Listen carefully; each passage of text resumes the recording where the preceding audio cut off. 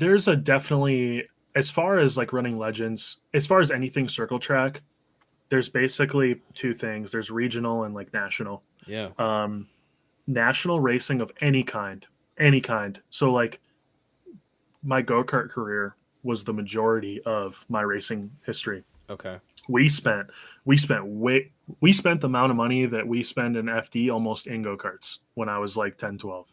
Wow. We raced like every single weekend down south. This is when I still lived in Wisconsin. And the amount of money we spent on tires, it's always tires because you could prep tires back then. Um, and it was just wild. We raced on dirt, so tire prep had a lot more to play to it.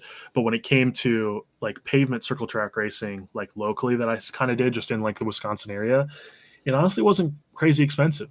Okay. I mean, I think a legend car, a race ready legend car is roughly in like that 12 to 15 grand range. Um, Hmm. and then kind of everything runs from there. You can get gears, tires, spares, whatever, like another 5 grand. Yeah. But when it comes to racing, and I think this is any kind of racing, Yeah. drifting is like an exception outside of it because it's so much like skill based. Hmm. Most other racing is you kind of it's a little pay to win.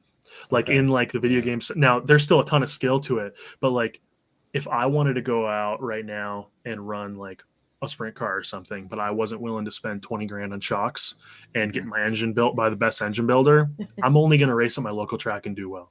If I Yeah. go Right. nationally, I'm just going to get absolutely destroyed. So in go karts, we played the big game.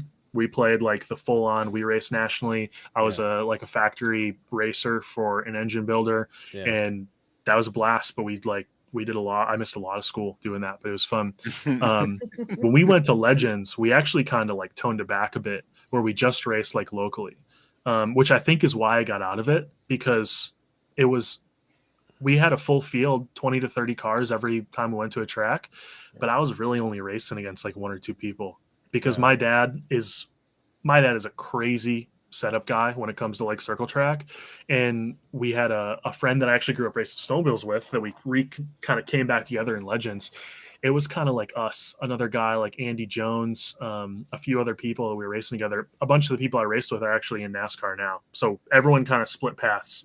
So I think the reason why it was so easy to convince my dad to like make the jump into drifting was because we were tapped out. I still have like every single track record in a legend car at like all the Wisconsin pavement tracks.